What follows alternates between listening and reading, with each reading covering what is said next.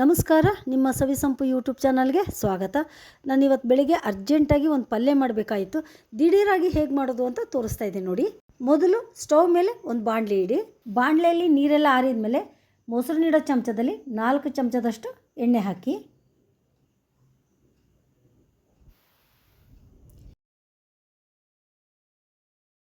ಎಣ್ಣೆ ಹದವಾಗಿ ಕಾದ ನಂತರ ಅರ್ಧ ಟೀ ಸ್ಪೂನ್ ಸಾಸಿವೆ, 2 ಸ್ಪೂನಷ್ಟು ಬಿಳಿ ಎಳ್ಳು ಚಟಪಟ ಸಿಡಿದ ನಂತರ ದೊಡ್ಡ ಸೈಜಿನ 2 ನೀರುಳ್ಳಿನ ಸಣ್ಣದಾಗಿ ಕಟ್ ಮಾಡಿ ಕರಿಬೇವಿನ ಜೊತೆ ಸೇರಿಸ್ತಾ ಇದ್ದೀನಿ. ಹಾಗೆ ಮಿಕ್ಸ್ ಮಾಡಿ. ನೀರುಳ್ಳಿ ಎಣ್ಣೆಯಲ್ಲಿ ಮಾಗಬೇಕು ಅಂದರೆ ಲಿಡ್ಡಿಂದ ಕ್ಲೋಸ್ ಮಾಡಿ. 2 ನಿಮಿಷದ ನಂತರ ಲಿಡ್ಡನ್ನು ಓಪನ್ ಮಾಡಿ ನೋಡಿ. ನೀರುಳ್ಳಿ ಎಷ್ಟು ಚೆನ್ನಾಗಿ ಮಾಗಿದ್ದಾವೆ.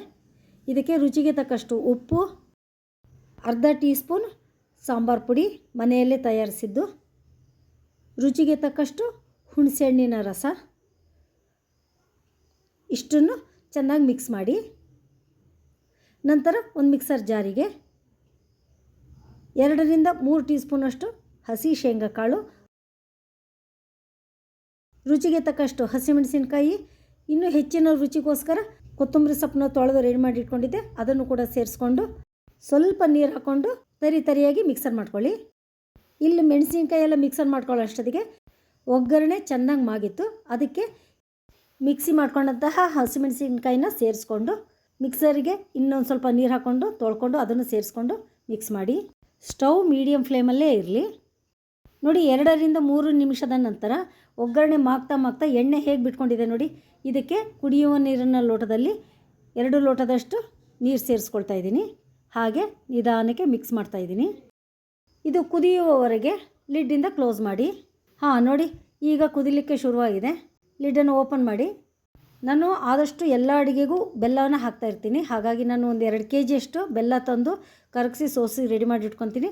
ಅದನ್ನು 1 ಟೀ ಸ್ಪೂನಷ್ಟು ಹಾಕಿ, ಅರ್ಧ ಒಳಕೆ ಕೊಬ್ಬರಿ ತುರಿ, ಅರ್ಧ ಟೀ ಸ್ಪೂನು ಅರಿಶಿಣ ಪುಡಿ, 2 ಟೀ ಸ್ಪೂನಷ್ಟು ಕುರೆಶೆಣ್ಣೆ ಪುಡಿ ಅಥವಾ ಗುರಾಳ್ ಪುಡಿಯನ್ನು ಹಾಕಿ ಪುನಃ ಮಿಕ್ಸ್ ಮಾಡಿ. 3-4 ನಿಮಿಷದ ನಂತರ ಕುದಿಯಲು ಶುರುವಾಗಿದೆ. ನಮ್ಮನೆಯಲ್ಲಿ ಫ್ರೆಶ್ ಆಗಿರೋ ಹೀರೆಕಾಯಿ ಅರ್ಧ kg ಅಷ್ಟಿದ್ವು. ಅದನ್ನು ಕೂಡ ಲೈಟಾಗೆ ಸಿಪ್ಪೆ ಏರ್ಕೊಂಡು, ಹಸಿರು ಭಾಗದ್ದು ಜಾಸ್ತಿ ಹೋಗಬಾರ್ದು, ಲೈಟಾಗೆ ಎಡ್ಜಲ್ಲಿ ಮಾತ್ರ ಸ್ವಲ್ಪ ಎರೆದು ತೆಗೆದಿದ್ದೀನಿ. ಇಲ್ಲಿ ನೋಡಿ, ನಾನು ತರಕಾರಿ ಹೆಚ್ಚಿರೋದು ಹಸಿರು ಭಾಗ ಎಷ್ಟೊಂದು ಕಾಣಿಸ್ತಾ ಇದೆ. ಅದು ವೇಸ್ಟ್ ಆಗಬಾರ್ದು. ಅದಕ್ಕೋಸ್ಕರ ಇಷ್ಟು ಸಣ್ಣಗೆ ಹೆಚ್ಕೊಂಡು ಅದನ್ನು ಕೂಡ ಸೇರಿಸ್ಕೊಂಡು ಮಿಕ್ಸ್ ಮಾಡ್ತಾಯಿದ್ದೀನಿ. ಈಗಲೂ ಕೂಡ ಸ್ಟವ್ ಮೀಡಿಯಮ್ ಫ್ಲೇಮಲ್ಲೇ ಇರಲಿ. ನಾನು ತರಕಾರಿನ ಪಲ್ಯದಲ್ಲಾಗಲಿ ಸಾಂಬಾರಲ್ಲಾಗಲಿ ಜಾಸ್ತಿ ಬೇಯಿಸೋದಿಲ್ಲ.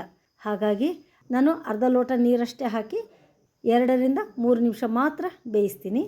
ಅಂದರೆ ತರಕಾರಿ ಉಪ್ಪು ಹುಳಿ ಖಾರ ಸಾಂಬಾರೆಲ್ಲ ಹೀರ್ಕೋಬೇಕು, ಅಷ್ಟಕ್ಕೆ ಬೇಯಿಸ್ಕೊಂಡಿರ್ತೀನಿ. ಈ ಹೀರೆಕಾಯಿ ಪಲ್ಯ ರೊಟ್ಟಿಗೆ ಚಪಾತಿಗೆ ಅದ್ಭುತವಾದ ಕಾಂಬಿನೇಷನ್ ಆಗುತ್ತೆ. ಖಂಡಿತ ನೀವು ಒಮ್ಮೆ ಟ್ರೈ ಮಾಡಿ.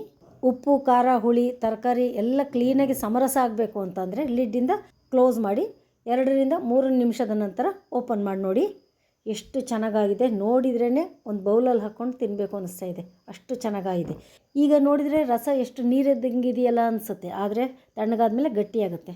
ನನ್ನ ಪ್ರೀತಿಯ ವೀಕ್ಷಕರೇ, ಹಾಗೆ ಯಾರ್ಯಾರು ಹೊಸೊಬ್ಬರು ನೋಡ್ತಾ ಇದ್ರಿ, ನೀವೆಲ್ಲ ನನಗೆ ಕಮೆಂಟ್ ಮಾಡಿ ಸಪೋರ್ಟ್ ಮಾಡಿ, ಆದಷ್ಟು ಶೇರ್ ಮಾಡಿ, ತಪ್ಪದೆ ಸಬ್ಸ್ಕ್ರೈಬ್ ಮಾಡಿ. Thank you.